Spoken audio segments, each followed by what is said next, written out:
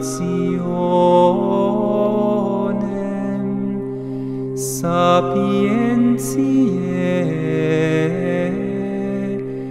letificatus.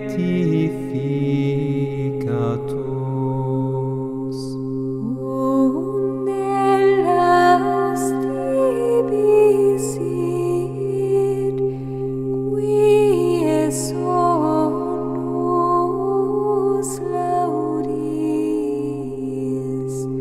et gaudium vitae spes et honor fortissimus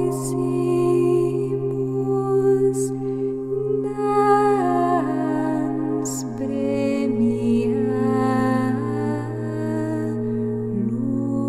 lucis.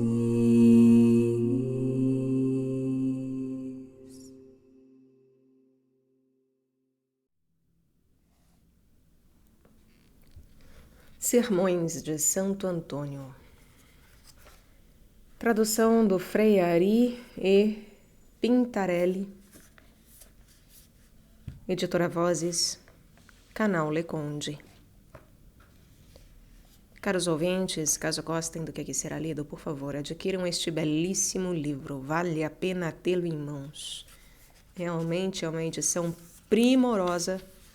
Parabéns à Editora Vozes. É uma editora, claro, que eu sempre recomendo. E caso gostem do meu trabalho, claro, e queiram auxiliá-lo, concordem com o que aqui acontece e queiram de alguma forma fazer parte, centavos serão muito bem-vindos, seja via Pix, apoia-se ou vaquinha.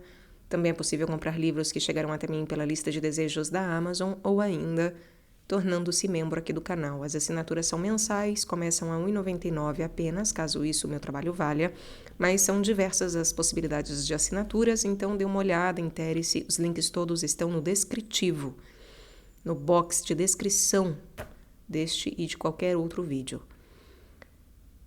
Eu também peço para que, por favor, curtam, compartilhem, comentem, inscrevam-se no canal, caso já não tenham feito, pois tudo isso faz muita diferença em termos de engajamento. Então eu conto com a colaboração de vocês, seja financeira, seja gratuita. Muito obrigada a todos pela presença. Eu também peço, por fim, para que, por favor, orem por mim. Orem por mim em particular e por todos nós, é claro, mas peçam por mim. Muito obrigada pela presença. Eu desejo a todos uma boa escuta. E que Deus vos abençoe, vos guie e vos guarde. Como começo a ler em tempo de quaresma? Começarei pelo início do jejum, quarta-feira de cinzas, fazendo aí um pequeno retrocesso em relação ao nosso tempo agora. Para quem ouve em qualquer outro momento, claro, isso não faz diferença, mas fica como um aviso aos que agora ouvirão isto. Muito obrigada pela compreensão de todos. Início do jejum, quarta-feira de cinzas. Jesus disse a seus discípulos: quando jejuais, não vos mostreis tristes como os hipócritas, que desfiguram o rosto para mostrar aos homens que jejuam. Unge antes a cabeça e lava o rosto, etc. Quando deres esmola, não faças tocar a trombeta diante de ti, como fazem os hipócritas. Não saiba a tua esquerda o que faz a tua direita, etc. Neste trecho evangélico são tratados dois assuntos, o jejum e a esmola. Primeiro, o jejum. Quando jejuais? Nesta primeira parte devem-se considerar 4 coisas: o fingimento dos hipócritas, a unção da cabeça, a lavação do rosto, o ocultamento do bem. Quando jejuais? Na história natural, lê-se que com a saliva do homem em jejum, resiste-se aos animais venenosos. E até, se uma serpente a ingerir, ela morre. Plínio. Portanto, no homem em jejum existe verdadeiramente uma grande medicina. No paraíso terrestre, enquanto jejuou do fruto proibido, Adão se manteve na inocência. Eis a medicina que mata a diabólica serpente e que restitui o paraíso, perdido por culpa da gula.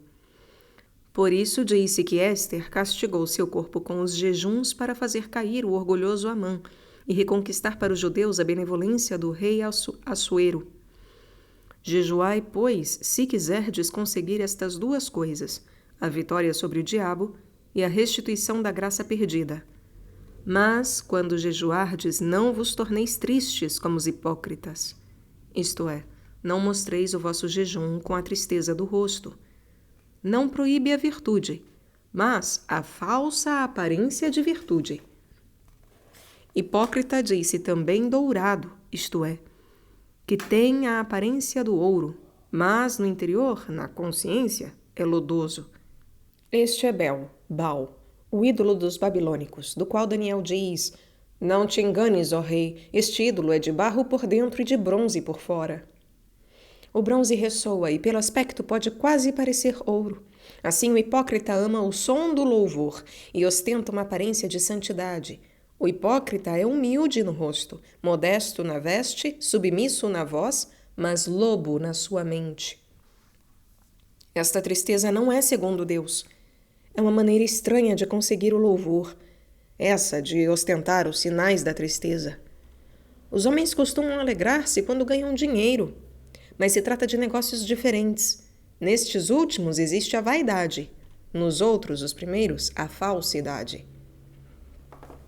Desfiguram-se o rosto, desfiguram-se latim exterminant, isto é, aviltam-se além dos limites da condição humana, além dos limites extraterminos. Assim como pode gabar-se do luxo das vestes, pode-se fazê-lo também da miséria e da macilência. Não se deve abandonar-se nem a uma miséria exagerada, nem a um excessivo requinte. É bom manter o justo equilíbrio. Para mostrar aos homens. Qualquer coisa que façam é aparência, pintada com cores falsas. Comenta a glosa, fazem-no para parecerem diferentes dos outros e serem chamados super-homens, até pelo aviltamento. Que jejuam. O hipócrita jejua para receber o louvor, o avarento para encher a bolsa, o justo para agradar a Deus. O hipócrita jejua para receber o louvor, o avarento encher a bolsa, o justo agradar a Deus. Em verdade vos digo, já receberam sua recompensa.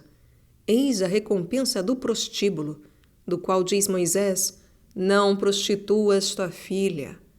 A filha representa suas obras, que põem no prostíbulo do mundo para receber a recompensa do louvor. Seria louco quem vendesse por uma moeda de chumbo uma preciosa moeda de ouro. Mas vende por um preço vilíssimo uma coisa de grande valor quem faz o bem para ter o louvor dos homens. Mas vende por um preço vilíssimo uma coisa de grande valor quem faz o bem para ter o louvor dos homens. Tu, porém, quando jejuas, unge a cabeça e lava o rosto. Isto está de acordo com o que diz Zacarias. Isto diz o Senhor dos Exércitos: o jejum do 4º, o jejum do 5º, o jejum do 7º, o jejum do 10º mês, converter-se-á para a casa de Judá em gozo e alegria e em festivas solenidades. Casa de Judá interpreta-se que manifesta, que louva, e representa os penitentes que, manifestando e confessando os seus pecados, dão louvor a Deus. Deste é e deve ser o jejum do 4º mês, porque jejuam, se abstêm de 4 pecados, da soberba do diabo, da impureza da alma, da glória do mundo, da injúria ao próximo. Este é o jejum que eu amo, diz o Senhor. O jejum do 5º mês consiste em preservar os 5 sentidos das distrações e dos prazeres ilícitos. O jejum do 7º mês é a repressão da cobiça terrena. De fato, como se lê que o 7º dia não tem fim, da mesma forma nem a cobiça do dinheiro toca o fundo da suficiência. O jejum do 10º mês consiste em abster-se de perseguir um objetivo mau. O 10 marca o fim de cada número. E quem quer contar adiante deve começar do 1. O Senhor se lamenta por boca de Malaquias. Vós que me tendes ultrajado e me dissestes: em que te ultrajamos nós? Nos dízimos e nas primícias. Isto é, no mau objetivo e no início de uma intenção perversa. E presta atenção, que põe os dízimos antes das primícias, porque é sobretudo pelo fim perverso que é condenada toda a obra precedente. Este jejum transforma-se para os penitentes, os verdadeiros penitentes, em gozo da mente, em alegria do amor divino e em esplêndida solenidade de celeste conversão. Isso quer dizer ungir a cabeça e lavar o rosto. Unge a cabeça àquele que no seu interior está cheio de alegria espiritual. Lava o seu rosto àquele que orna suas obras com a honestidade da vida. Outro sentido. Tu, porém, quando jejuas...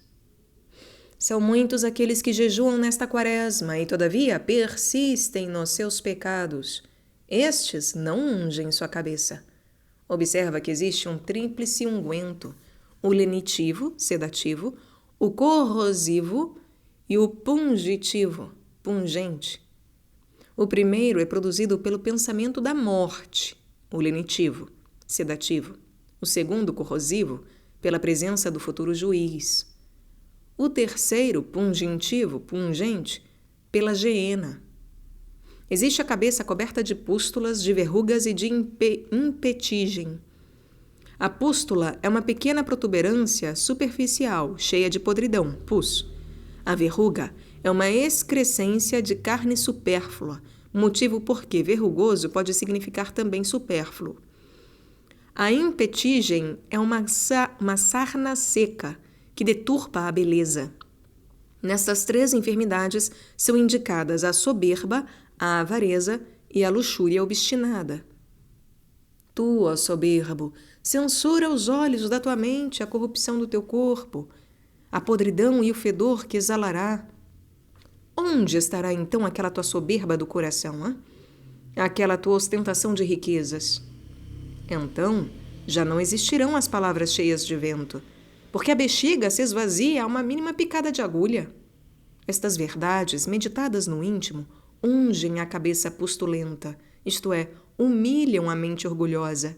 E tu, ó avaro, lembra-te do último exame. Onde estará o juiz desdenhado? Estará o carrasco pronto a atormentar? Estarão os demônios que acusam e a consciência que tortura? Então tua prata será jogada fora, o ouro tornar-se-á imundície. O teu ouro e a tua prata não poderão libertar-te do dia da ira do Senhor. Estas verdades, meditai com atenção. Consumam e separam as verrugas da superfluidade e as dividem entre aqueles que não têm nem o necessário. Por isso, quando jejuas, eu te esconjuro, unge tua cabeça com este unguento, a fim de que aquilo que tiras de ti mesmo seja dado ao pobre. Tu também, ó luxurioso, pensa na geena do fogo inextinguível, onde haverá morte sem morte, fim sem fim, onde se procura a morte, mas não se encontra, onde os condenados comer-se-ão a língua e maldirão seu Criador. Lenha naquele fogo serão as almas dos pecadores, e o sopro da ira de Deus as incendiará. Diz Isaías, há muito tempo, isto é, desde a eternidade, está preparado o lugar de Tofete, não sei, a geena de fogo, profundo e espaçoso. Fogo e lenha abundarão, o sopro do Senhor a acenderá como uma torrente de enxofre. Eis o unguento que pica, que penetra, capaz de sanar a mais obstinada luxúria. Como prego amassa prego, assim estas verdades, meditadas assiduamente, estão em condições de reprimir os estímulos da luxúria. Portanto, tu, quando jejuas, unge a cabeça com este unguento. Lava o rosto. Quando querem sair em público, as mulheres colocam-se diante do espelho e, se descobrem alguma mancha em seu rosto, lavam-no com água.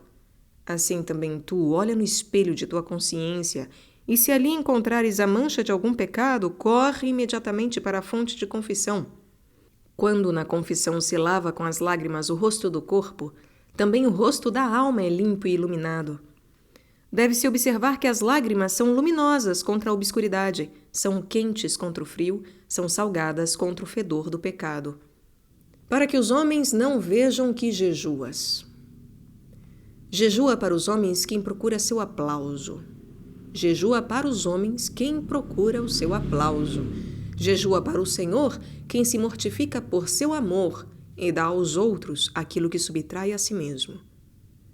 Mas só o teu Pai que está presente ao secreto. Acrescenta a glosa, o Pai está no secreto, isto é, no íntimo, por meio da fé, e recompensa aquilo que é feito em segredo. Portanto, deve-se jejuar no segredo,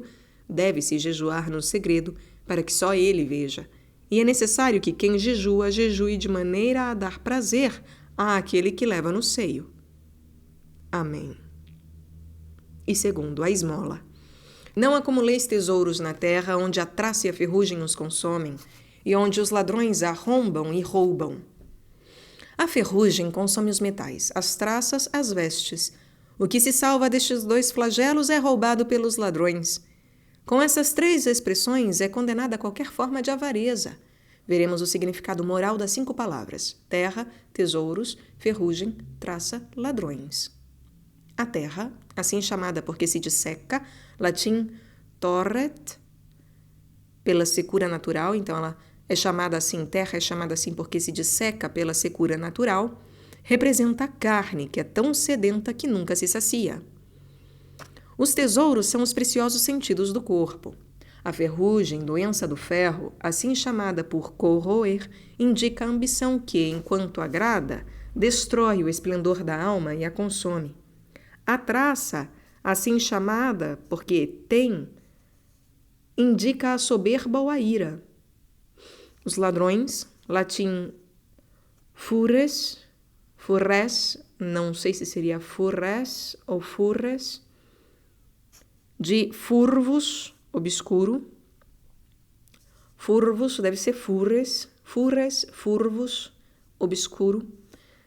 Então, os ladrões, que trabalham na obscuridade da noite, representam os demônios. Portanto, se nos comportarmos segundo a carne, escondemos os tesouros na terra. Quer dizer que, enquanto ocupamos os preciosos sentidos do corpo nos desejos terrenos ou da carne, a ferrugem, isto é, a ambição, os consome. Além disso, a soberba, a ira e os outros vícios destroem a veste dos bons costumes. E se ainda sobrar alguma coisa, os demônios roubam, pois estão sempre atentos exatamente a isso, despojar dos bens espirituais. Acumulai tesouros no céu. Grande tesouro é a esmola. Lourenço disse: as riquezas da igreja foram recolocadas no tesouro celeste pelas mãos dos pobres. Acumula tesouros no céu quem dá a Cristo. Dá a Cristo quem dá ao pobre. O que tiverdes feito a um destes meus irmãos menores, a mim o fizestes. Esmola. Esmola é um termo grego. Em latim, misericordia. Misericórdia significa que rega um mísero coração. Miserum regans cor. O homem rega a horta para tirar dela os frutos. Rega também tu o coração do pobre miserável com a esmola, que é chamada água de Deus, para receber dela o fruto na vida eterna.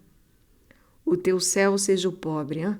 Nele repõe o teu tesouro, a fim de que nele esteja sempre o teu coração, e isto, sobretudo, durante a Santa Quaresma. E onde estiver o coração, ali está também o olho. E onde estiverem o coração e os olhos, ali está também o intelecto, do qual diz o Salmo: bem-aventurado que cuida do necessitado e do pobre. O que cuida. Intelligit.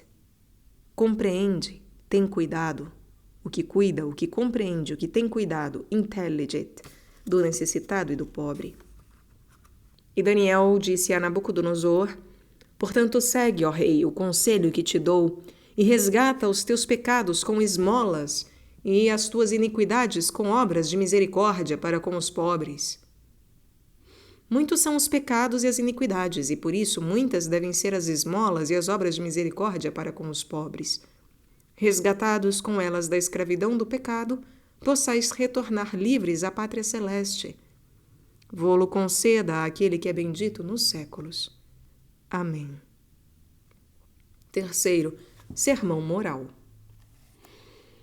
Lê-se no livro dos Juízes que Gedeão conquistou os acampamentos de Madiã com lucernas, trombetas e ânforas. Também Isaías diz: eis que o dominador, o Senhor dos Exércitos, quebrará o vaso de terra com ímpeto.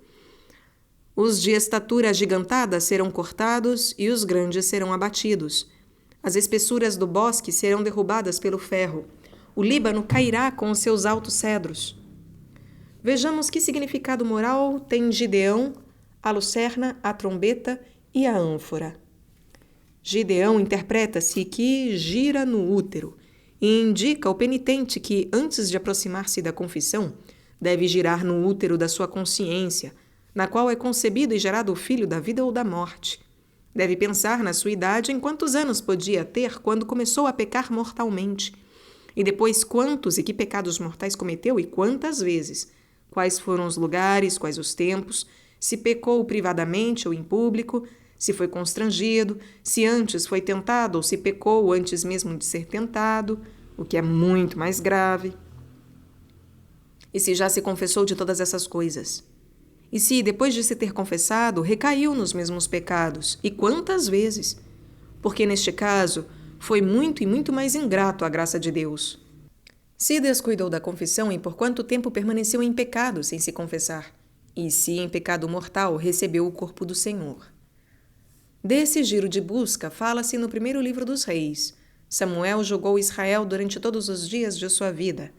E ia todos os anos dando volta a Betel, a Gilgal, a Masfa. Depois voltava para Ramá, porque estava ali a sua casa. Samuel interpreta-se que ouve o Senhor, Betel, casa de Deus. Gilgal, colina da circuncisão. Masfa, que contempla o tempo. Ramá, via a morte. Portanto, o penitente, ouvindo o Senhor que diz: fazei penitência, deve julgar a si mesmo por todos os dias de sua vida, para ver se ele é Israel, isto é, se é alguém que vê a Deus. Cada ano, durante esta quaresma, deve examinar a própria consciência, que é a casa de Deus, e tudo aquilo que encontrar de nocivo ou de supérfluo deve circuncidá-lo na humildade da contrição, e deve considerar também o tempo passado, procurando diligentemente o que cometeu, o que omitiu, e, depois disso tudo, retornar sempre ao pensamento da morte, que deve ter diante dos olhos, ou melhor, neste pensamento, deve morar. O penitente, atento explorador, tendo feito assim o giro, deve logo acender a lâmpada que arde e ilumina. Nela é indicada a contrição, a qual, pelo fato de arder, por isso também ilumina. De fato, diz Isaías, a luz de Israel estará naquele fogo, e o seu santo na chama que abrasará e devorará os seus espinhos e os seus abrolhos em um só dia. A magnificência de seu bosque e do seu carmelo será consumida desde a alma até a carne. Eis o que faz a verdadeira contrição. Quando o coração do pecador se acende com a graça do Espírito Santo, queima pela dor e ilumina pelo conhecimento de si mesmo. E então os espinhos, isto é, a consciência cheia de tribulações e de remorsos, e os abrolhos, quer dizer, a tormentosa luxúria, tudo é destruído. Porque no interior e no exterior é refeita a paz. E a magnificência do bosque, isto é, o luxo deste mundo e do carmelo, que se interpreta mole, isto é, a dissolução carnal, são extirpados da alma até a carne, pois tudo o que existe de imundo, tanto na alma quanto no corpo, é consumido pelo fogo da contrição. Feliz aquele que queima e ilumina com esta lâmpada, da qual diz Jó, lâmpada desprezada no pensamento dos ricos, preparada para o tempo estabelecido. Os pensamentos dos ricos deste mundo são guardar as coisas conquistadas e suar para conquistar outras. E por isso, raramente ou nunca, encontra-se neles a verdadeira contrição. Eles a desdenham porque fixam o espírito nas coisas transitórias. De fato, enquanto perseguem com muito ardor o prazer das coisas temporais, esquecem a vida da alma, que é a contrição, e assim vão ao encontro da morte. Diz a história natural... História natural, eu não me referi anteriormente quando ele citou, meus caros, mas ao que parece é um livro, tá? Esse História Natural parece em itálico aqui, provavelmente seja um livro. Então, voltando, diz a história natural que a caça ao cervo se faz dessa maneira. 2 homens partem e um deles assobia e canta. Então o cervo segue o canto porque é atraído por ele. Enquanto isso, o segundo lança a flecha, acerta-o e o mata. Do mesmo modo é feita a caça aos ricos. Os 2 caçadores são o mundo e o diabo. À frente do rico, o mundo assobia e canta, porque ele mostra e lhe promete os prazeres e as riquezas. E enquanto aquele insensato o segue encantado, porque ele encontra prazer naquelas coisas, é morto pelo diabo e levado para a cozinha do inferno, para ali ser cozido e assado. Mas eis finalmente o tempo da Quaresma, instituído pela Igreja para expiar os pecados e salvar as almas. Nele é preparada a graça da contrição, que agora está espiritualmente à porta e bate. Se quiseres abrir-lhe e acolhê-la, ela há de cear contigo, e tu com ela. E então começarás a tocar a trombeta de modo maravilhoso. A trombeta é a confissão do pecador contrito. Dela diz-se no Êxodo: todo o monte Sinai fumegava, porque o Senhor tinha descido sobre ele no meio do fogo, e dele, como de uma fornalha, elevava-se fumo, e todo o mundo causava terror. O som da trombeta ia aumentando pouco a pouco, e se espalhava mais ao longe. Estas palavras descrevem como deve comportar-se o pecador na sua confissão. O monte é chamado assim porque não se move. O Monte Sinai, nome que se interpreta os meus dentes, representa o penitente, forte e intrépido no tempo da tentação, que com os dentes, isto é, com os castigos que se inflige, lacera suas carnes, quer dizer, suas tendências carnais. Ele fumega todo pelas lágrimas que sobem da fornalha da contrição, e isso provém da descida da graça celeste. E todo o monte incutia terror, porque o penitente tem as lágrimas e a tristeza no rosto, a pobreza nas vestes, a dor no coração e os suspiros na voz. E o som da trombeta, isto é, da confissão, pouco a pouco fazia-se mais forte e insistente, etc. Aqui é indicado o modo de confessar-se. O início da confissão deve começar pela acusação de si, como passou da sugestão ao prazer, do prazer ao consenso, do consenso à palavra, da palavra à ação, da ação à repetição do pecado e da repetição ao hábito. Comece primeiramente pela luxúria, por todas as suas modalidades e circunstâncias, segundo a natureza e contra a natureza. Depois pela avareza, usura, furto e rapina, e por tudo e todo o roubado, que é obrigado a restituir se tiver a possibilidade disso. Depois, se é clérigo, comece pela simonia. E se recebeu as ordens enquanto estava excomungado, ou se as exerceu, ou se ao recebê-las cometeu alguma irregularidade. Enfim, poderá confessar-se de todas as outras coisas, como melhor parecer ao penitente e ao confessor. Feita a confissão, deve ser imposta a penitência, satisfação que é indicada pelo rompimento da ânfora ou do vaso de terra cozida. O vaso é quebrado, o corpo é feito sofrer. Madian, que se interpreta pelo juízo ou iniquidade, isto é, o diabo, que pelo juízo de Deus já está condenado, é derrotado e sua iniquidade anulada. E é exatamente isso que diz Isaías.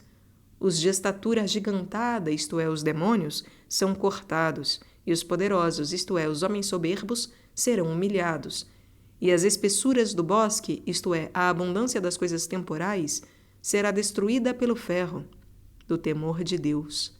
E o Líbano, isto é, o esplendor do luxo mundano, com seus altos cedros, isto é, as nulidades, as trapaças e as aparências, tudo cairá.